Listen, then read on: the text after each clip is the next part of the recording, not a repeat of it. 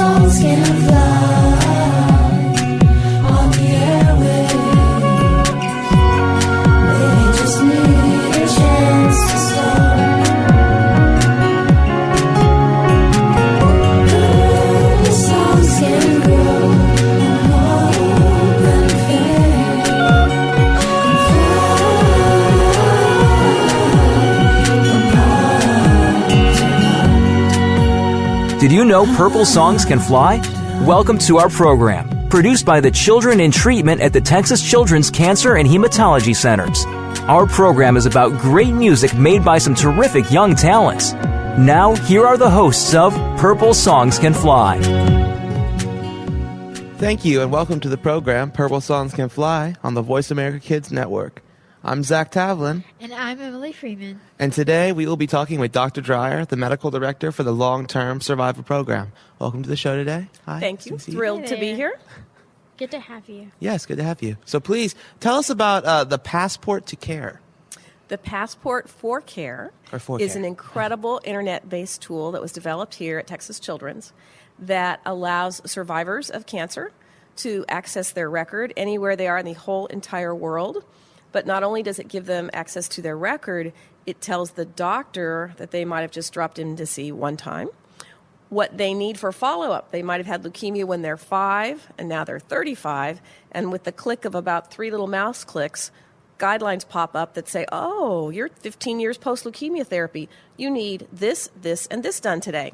So they can actually get access to comprehensive survivor care, but they don't have to actually be here in Houston with us. That's really great. It's an incredible model because what it really can be used for is the care for any chronically ill child who grows into adulthood, for sickle cell, for heart transplant kids, cystic fibrosis, any of those. It's a perfect model for that. And that is what we hope to roll out for the next generation of the Passport for Care, to apply it to all kids growing up to transition into adulthood. Right. So can I ask how you got into medicine and also how you got into the Long-Term Survivor Program at Texas Children's Hospital? Well, I believe I got into medicine when I did my first few mouse grafts in about the 6th grade, and they weren't successful. No, I really seriously wanted to be a doctor from the time I was in about 6th grade, but had a very traditional father who didn't think that was probably the best choice. But I did it anyway. In fact, I was just home in my little hometown of 2,000 people and met my high school biology teacher who was reminding me about my unsuccessful mouse grafts. So I got to medical school, did an elective. Those are when you can pick what you want to do. Did it in pediatric oncology. Absolutely fell in love with it. I think everyone in pediatric oncology has probably their first patient that really hit them, and mine was a little girl named Rosa. And that was it. And I'm like, I knew I wanted to do oncology. And then right as I was finishing my fellowship, it was the very beginning of people starting to think about long-term survivorship and issues that could come up. It used to be you finish treatment, you say, it's been great to see you, come back and visit, wave, say hi, but there was no real comprehensive care for survivors. So we started one of the first survivor programs right here at Texas Children's, and actually the original funding came from the Ronald McDonald House of Houston. So we are really lucky to have one of the biggest survivor programs in the country, and probably one of the most sophisticated. And one of the things that's really different about ours is we don't have an upper age limit. So we have 50-year-old survivors coming to clinic. Oh, Wow, And that's wonderful. I'm a pediatrician. I don't see them. We have an internist that sees them because I'm like, just don't know that cholesterol stuff. But anyway, so the program has really grown, and it's a wonderful, wonderful resource for our survivors. That's great. Well, what are some of the issues that long-term survivors face? Well, it depends a little bit on diagnosis. There's certain things with certain diagnoses. Depends a lot on the treatment that you got. For example, if you have a group of medicines that are bright red, they look like Hawaiian Punch, called anthracyclines, it can affect your heart. So we have to monitor the heart long term.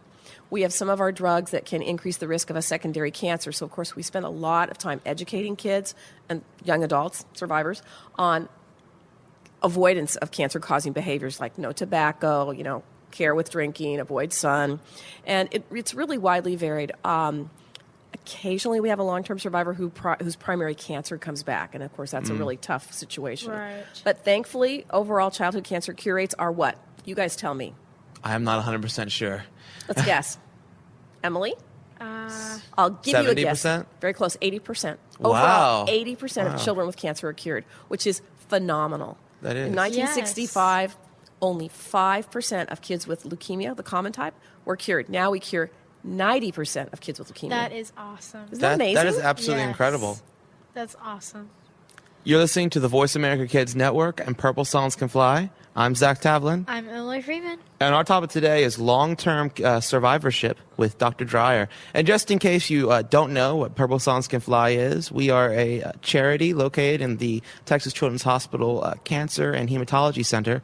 And we allow children to write and record their own music in-house, and then we send it across the world. My songs have been to top of Mount Everest, bottom of the ocean, to the space station, on planes. It's a really wonderful program that works very closely with survivors, their families, and that's why we wanted to interview you. So thank you very much again for being here. Yes. It's great. This is my life. This is my love. So what do you think spawned that different approach to survivor care? You said in the used to back in the day, they would just say, "Oh, you're well, so long, farewell, come and visit." But what do you think changed? I think one of the things people began to see were kids were living long enough into young adulthood, and one of the very first late effects that they saw as an issue were in our bone tumor survivors. The females would become pregnant, and they would develop heart failure while they were pregnant.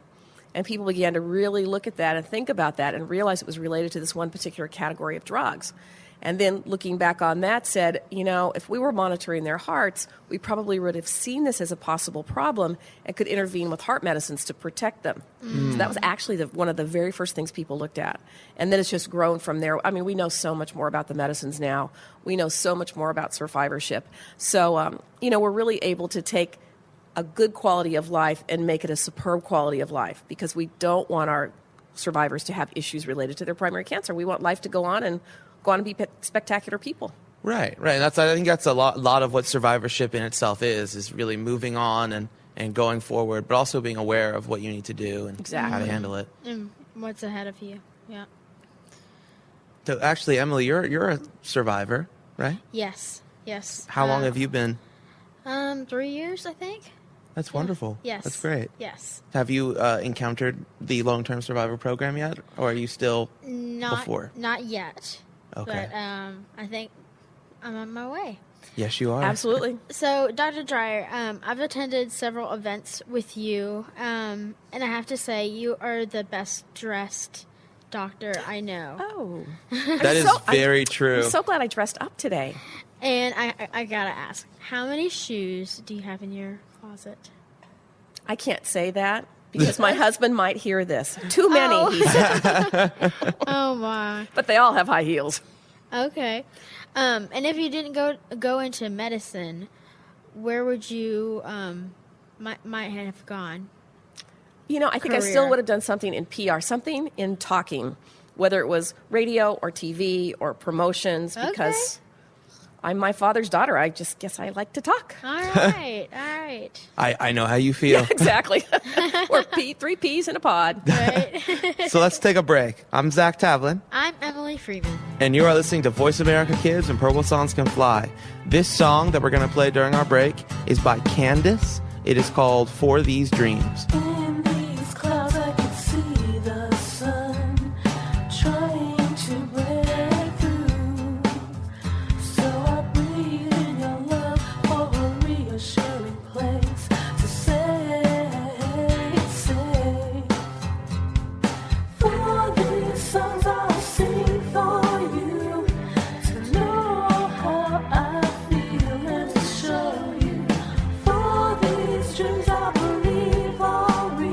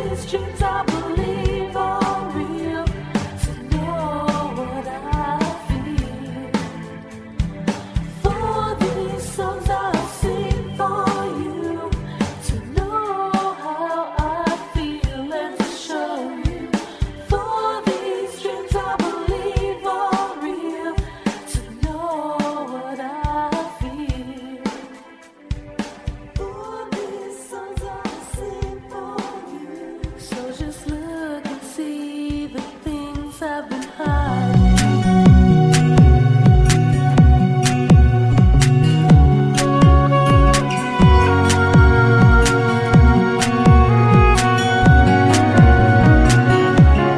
Welcome back to Purple Songs Can Fly. I'm Zach Tavlin, And I'm Emily Freeman. along with Dr. Dreyer, the medical director for the Long-Term Cancer Survivor Program, and you are listening to Voice America Kids. Let's continue with our conversation about the Long-Term Survival Program.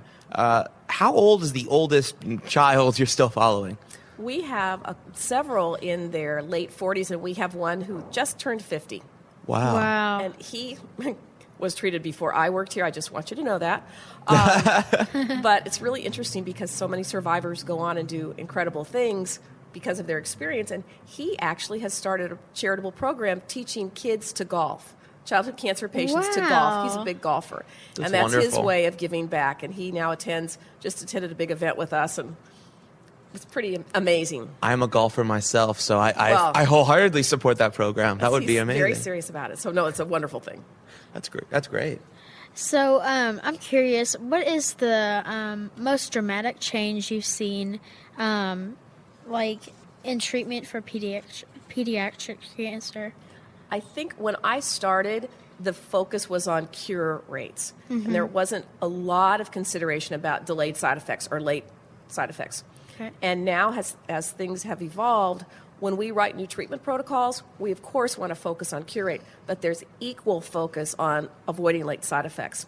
So we're learning to eliminate radiation therapy in some cases for some types of cancer that we used to use it for, to reduce doses in other types of cancers where we think maybe we really don't need to use that much because the more radiation we use, the more side effects we have. Things like that, really changing up the drugs.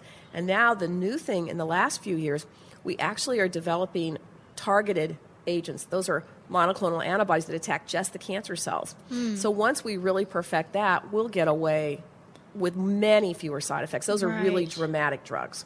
What do you think is the future of cancer treatment based on your experience? Well, the future should be that we are all put out of business because we cure 100% of children. We're not quite there yet. I see us getting much more involved in this targeted therapy and getting away from traditional drug therapy. And radiation therapy is a wonderful tool, and it really helps us cure a lot of children, but it is also our biggest enemy.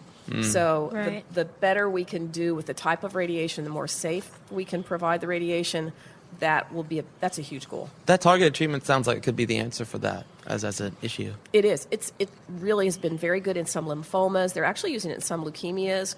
Wow. Some adult cancers are actually using targeted therapy now. That's It's wonderful. exciting. It's really exciting. That is. That's like the new threshold of It cancer is. It treatment. is. We try to Right. use the old drugs as much as we can. So are you from Houston originally? You talked about your small hometown, so I'm assuming not. I'm from a small hometown in California of 2,000 people. Okay. 2,085 Do you want to give a people. shout out to your hometown? Yes, Strathmore, California. All We got our right. first stoplight about 10 years ago. Congratulations. Yeah. It was a big moment, and everyone laughed because really, why do we need a stoplight? No, it's beautiful. It's in the foothills in California, and I grew up on my dad's airport. So I was an airport girl, and all my friends were farmers. Wow. Makes you different. I was quite different, that's for sure. You are listening to the Voice America Kids Network and Purple Songs Can Fly. I'm Zach Tavlin, I'm Emily Freeman. and our topic today is long-term survivorship with Dr. Dreyer. So how did you become involved with Purple Songs Can Fly? I think that one of the most important things we do for the kids with cancer and blood disorders is to give them something fun to do. And when I went to the very first meeting with Anita and we sat and heard about this as an opportunity, I think we were all completely pumped up about it. I think I've been involved since the very beginning. You have? But the Yeah. more that we can do for kids that takes away any harsh memories they have of cancer, the better they will do long term. Yes. I had a little girl with leukemia who walked in a few weeks ago, and she's 13, and she had leukemia when she was 4, and her mother was very nervous the entire time. Little girl walked in, stood right by Purple Songs, held her mom's hand, looked around, and said, "All of my memories of leukemia are good ones." Well, if you can do that, that is huge success. Yes, that's so huge. that's our goal, and programs like Purple Songs make a huge difference for the kids and their families and their siblings. That is incredible. Right. That is incredible. I remember as a smaller child myself, when I went and I entered the program, I remember seeing you there from almost day one. So, I mean, your support's been incredible. It's a little hard to find enough purple clothes to wear, though. That is. And I would like to echo Emily's previous point of you are probably the best dressed doctor that I've ever seen. Yes. Congratulations. Thank you. Yes. Thank you. I just need some purple heels. Sometimes I wish we had a TV show or like a little, where we could show like an image or video. Yeah, there you go. Right. There are new exercise classes you can do in heels, so I think I might try one of those. You should. That's incredible. Oh, Zumba, right? Yeah, Zumba and heels.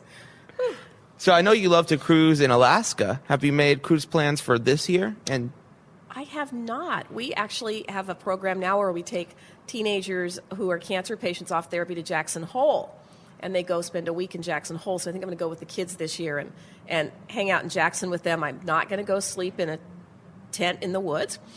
I will sleep in the house. I'm letting them do the tent thing, but it's really an incredible program. So no cruise this year, but hopefully next year. It's my favorite thing to do. how'd you get into cruising? My dad took us. When he was 88, my dad took my sis and me, because our mom died years ago from cancer. And we went with Daddy, and it was a fairly small boat, and he was the oldest person on there and had quite the personality. So everywhere we went, the waiters, the singers, all the showgirls wanted to know what Daddy wanted and what did Daddy need. So everywhere we went, it's like, okay, Daddy, you sit here. Okay, Daddy, I'm having dinner with you. So it was a wonderful, wonderful memory. So that got me started. May I ask what your sister does? She is the director of sales at a hotel in Dallas. Oh, okay. We're complete and total opposites. What type of cancer did your mother have? She had colon cancer. She was diagnosed when I was a medical student, and I remember it well because it was in the era where they thought if they gave you pain medicine, you would become addicted. It was horrible. But we finally got her to the big city, out of my little city, where they took good care of her. But it was not fun. That's interesting how tough. medicine and perspective on it has totally changed. It's completely Yes. different now. I've only been treated for my blood disorder during, I guess, this period of enlightened medicine. Where That's right. We look back and Yeah, it seems so different. right. It's way different now than it was, and for the kids especially. So let's take a break. I'm Zach Tavlin, I'm Emily Freeman. and you're listening to Voice America Kids, and Purple Songs Can Fly. The song we're going to play during break is Techno is My Lifeline by Joanne.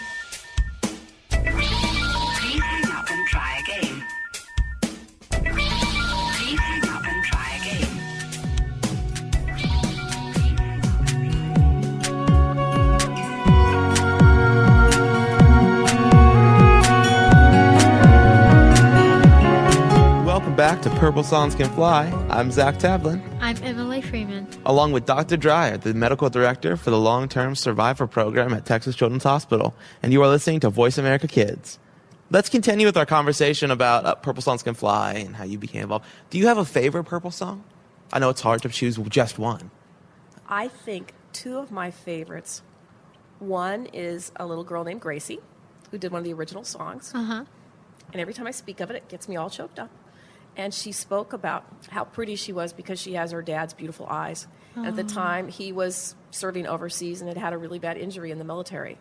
And I just keep that image of her in my brain as that little girl. And, of course, now she's 15 years old and drop dead gorgeous with her beautiful eyes, and her dad as well now, which is terrific. Oh, wow. So that's a huge memory for me. I remember that song. It's a great song. It's a beautiful song. And the other song that absolutely touches me every time is by a big boy named Stephen, who has a twin brother, who is just not a talker, but boy, can he write a song. That's actually one of my favorites, too. I love that one. About his family and his mama. And so, being a mama, we like our boys to love us. So those are actually two of my favorites.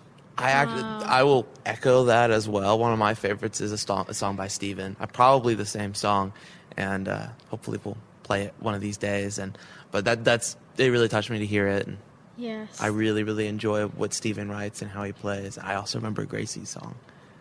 That's a absolutely wonderful song. Yeah, it's very moving. It is. So we talked about your home life as a child. And you mentioned briefly that your father had an airport. He did. And so how did that affect you today as, I guess, a child of the air? It was really pretty special to be the only kid with an airport. Sure. And my dad actually had a really exciting job. He invented the job of flying into the forest, which was here, Sequoia National Park in Yosemite, finding the forest fires, bringing these big old bombers in to put the forest fires out. They've actually made movies about this, but he really invented that of the lead plane. But it was pretty serious business because the majority of his friends that flew the bombers got killed flying in the mountains because it's extremely dangerous. So we would drive up to the mountains, and Dad, in his sort of dry way, would say, George is dead over there and Tom's over there. He goes, but I'm fine. And, my goodness. He used to tell us, he's just quite a character, he used to tell us that he wanted to die on the airplane or on the golf course. And my sister and I are like, Daddy, not the airplane. And so he actually died a couple years ago, almost 82, playing golf, having just hit a tremendous shot off the second tee. So you know what? That is a life well lived. Wow. That is. Yes. So I had a great, fun childhood with the crazy father and thankfully a very normal, sane mother. Oh, nice balance. Yeah, it was You have to have that balance. Well, we're all little crazies. Yeah, I think the longer you stay here, the crazier you get, which is good. The good crazy. So when did you start working at Texas Children's Hospital? I came as an intern out of medical school in Northern California and was the laughing stock of my class coming to Texas. No. Northerners from California don't move to Texas, and now I look at all of them and laugh back because I'm in the best hospital in the world. That is very, So, very yeah, true. I love it. Very I will true. never leave here, and I probably will never retire. So, In one of the largest medical centers in the world. in the largest medical center, you're exactly Yes. right. Largest children's cancer center and hematology center. So we are blessed to be here and work in this gorgeous, gorgeous facility and have just all these people that all they're here for are the kids. And I do tours all the time, and we see the painters, and we see the janitors, and we see the people that park the cars, and we see the nurses, and every single person is here just for the kids. So that's why it's such a fun, happy place. Amen. Even though dealing with some serious stuff. And I've talked to you about this a little bit before, but not on the show, of course. How have you seen the hospital itself physically change over time? Oh my gosh. When I started here, I thought it was magnificent. And it were those old rooms in Abercrombie, which are no longer considered to be magnificent when you compare it to the new ones. But I walked in there and said, oh my goodness, they have wallpaper on the wall and they have private rooms. And I'm like, this is awesome. Now, my favorite part of the new hospital are each and every bathroom. Do you know why the bathrooms are so important in the patients' rooms? Why? Because each bathroom has a piece of art done on the tile by a child in the community. Oh, So wow. I do all these tours, and a lot of the hospital people that have been here a long time don't actually even know that. So I'm like, we have to go in the bathroom, and they think I'm crazy. But They would never think that. No. No. they do sometimes roll their eyes. But You're listening to the Voice America Kids Network and Purple Songs Can Fly. I'm Zach Tavlin. I'm Emily Freeman. And our topic today is long-term survivor care. So you kind of talked a little bit just there about kind of a community involvement in the hospital. Have you seen the same level of or any sort of community involvement in the long-term survivor program? absolutely, Houston must be the most generous community in the nation. And we have so many support groups around the city, and they support different things in different ways. And certainly the Periwinkle Foundation is one of our major supporters that supports a lot of the things we do. They support us with long-term survivor camps and family weekends, survivor retreats. We have funding that we've had for years from the Ronald McDonald House of Houston, just a variety of different people that keep that program up and going. And one of the reasons a lot of places don't have survivor care is because they can't afford to use the exam rooms to see the survivors, or because they don't have the financial support to keep the program going. So we are so lucky to have that here. And in addition to that, we have the wonderful Texas Children's Charity Care Program, which helps us to take care of survivors who may not have just the best insurance or any insurance. Right. That's a really critical need in our community, and I'm so glad it's filled. Right. And the charity committee or the charity care program is funded by the city, by generous supporters in the city, including former Texan kickers Chris Brown. Wow. Wow. And see, I know a little bit about the camps you were talking about. I have been to Camp YOLO myself. Do you want to talk about the summer camps and the kind of camps offered for survivors? The camp programs that we have, this will be our 30th year of Camp Periwinkle. Wow. Isn't that amazing? I've been there for this will be my 26th year, so I've been there forever. But we take 180 kids, patients, and siblings who have had cancer to camp for a week in a barrier-free camp called Camp for All. And at that camp, even if you had no arms and no legs, the way that camp is designed, you can do the high ropes just the same as you and I can do. So the camp is unbelievable, and the children come back so energized and so confident and so proud of themselves because they can do incredible things and things they thought they never could do. And I truly believe that has a huge role in helping children be cured of their cancer, because the better the attitude of the child, the better the tolerance for treatment. So I personally think that camp has a lot to do with curing every child we take care of. It does. It does. I remember for me as well, when I went to Camp YOLO, I hate heights, but I wanted to climb the rock wall and try to do the zip line. I climbed the rock wall, made it to the top, couldn't do the zip line, but that was just because my fear got to me at that point. But it was I just want you to know I did the pamper pole, which is scary. Yes. Scared it right out of me, but I was a counselor, so I kind of had to. I had all these teenage girls to impress. I was terrified, but I felt so good when I did it. I've not repeated that performance, but once was enough. So, Emily, you're going next, okay? Oh, yes, you are. Yes, you are. I've heard nothing but great things about the pamper pole. About the camps and everything, so definitely have to go. So we've got you now on radio saying you're going to YOLO. Yep. So let's take a break. I'm Zach Tavlin. I'm Emily Freeman. And you're listening to Voice America Kids. And this song is called Stars by Estefany. Does a star ever rest? Could it stop shining? Does it ever fall? Does it go into hiding? Can it go to other places? Is it always right? Does the star ever rest? Can it sleep at night? Stars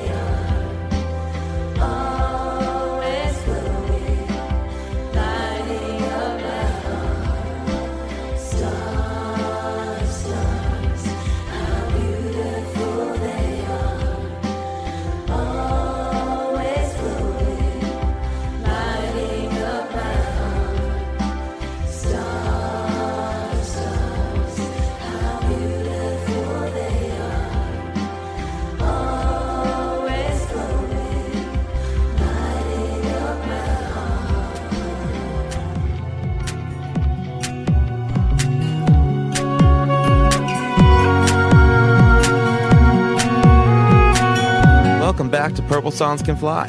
I'm Zach Tavlin, I'm Emily Freeman. along with Dr. Dreyer, the medical director for the Long-Term Survivor Program, and you are listening to Voice America Kids.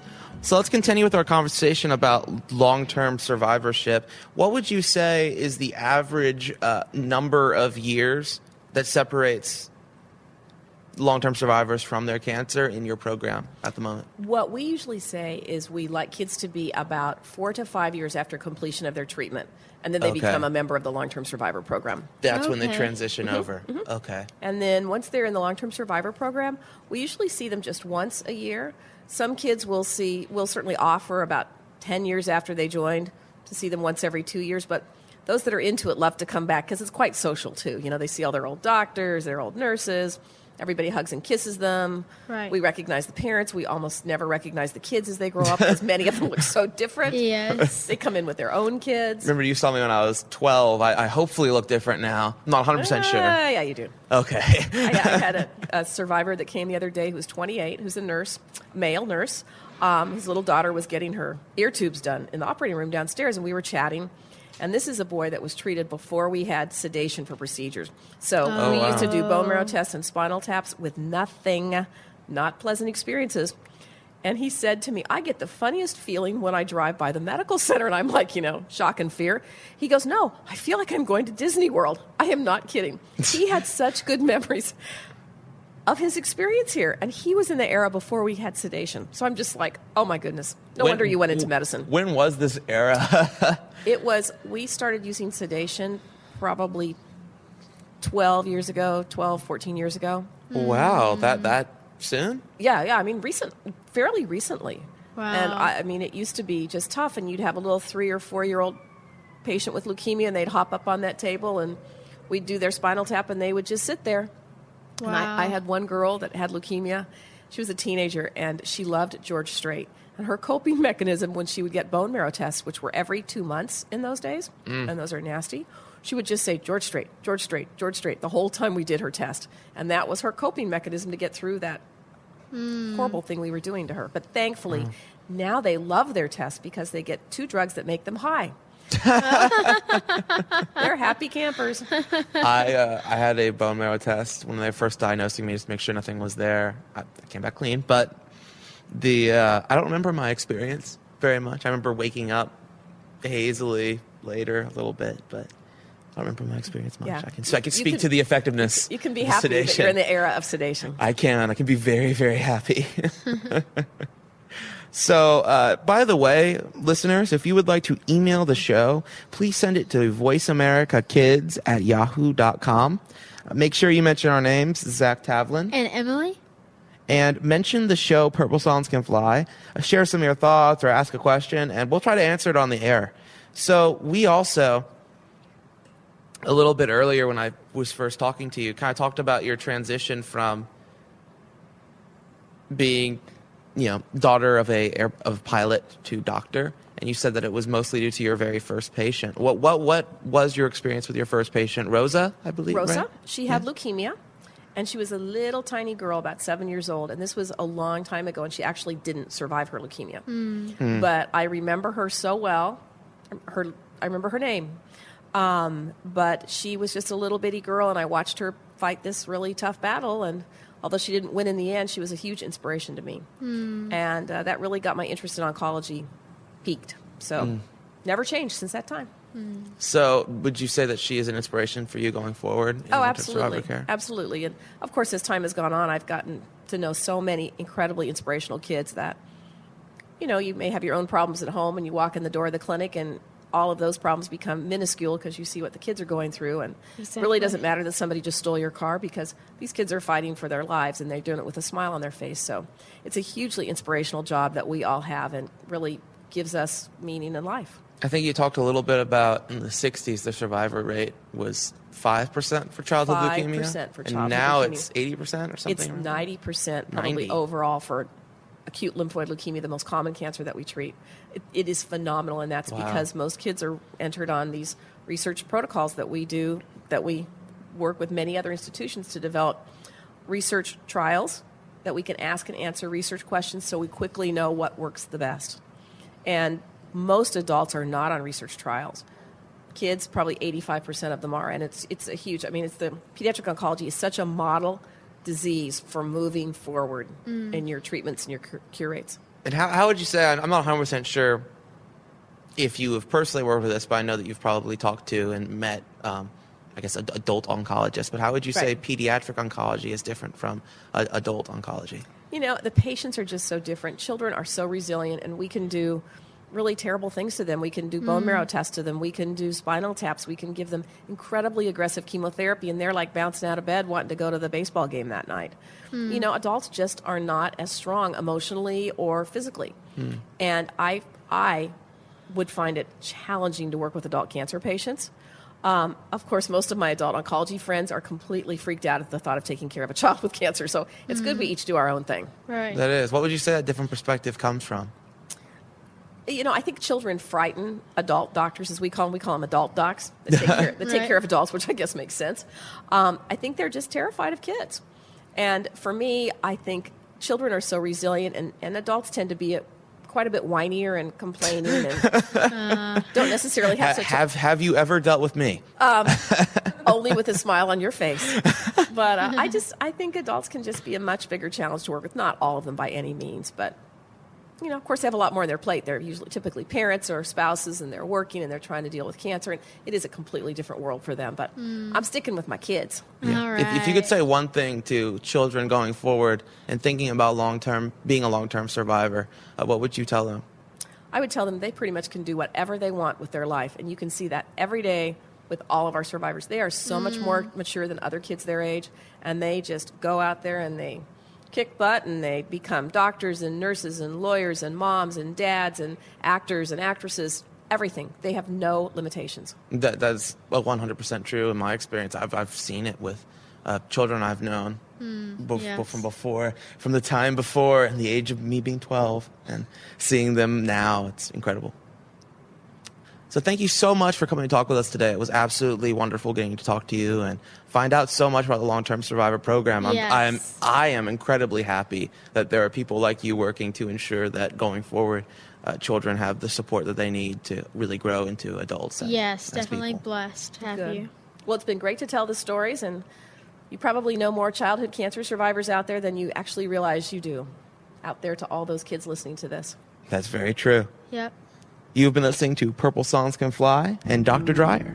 I am Zach Tavlin, I'm Emily Freeman. and you are listening to Voice America Kids. This last song we want to play is by Estefany. It is called Dream, and actually she is in her 4th year as a in college as a music major. So this is a shout out to Estefany in Puerto Rico. You have to believe in yourself. Believe that anything can happen. If you have faith, show to the world what's inside of you. So why wait? You're ready for this. You're free, let your mind fly. Be free, like the imagining. It's your time to shine. Dream, you have all that it takes. Dream, you can shine like the sun. It's never too late to dream. Dream, you have all that it takes. Dream, you can shine like the sun. It's never too late to dream.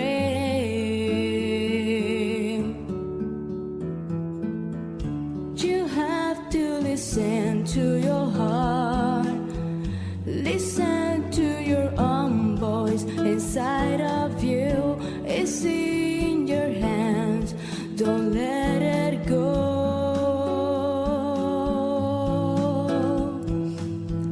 Show to the world you're looking for something new.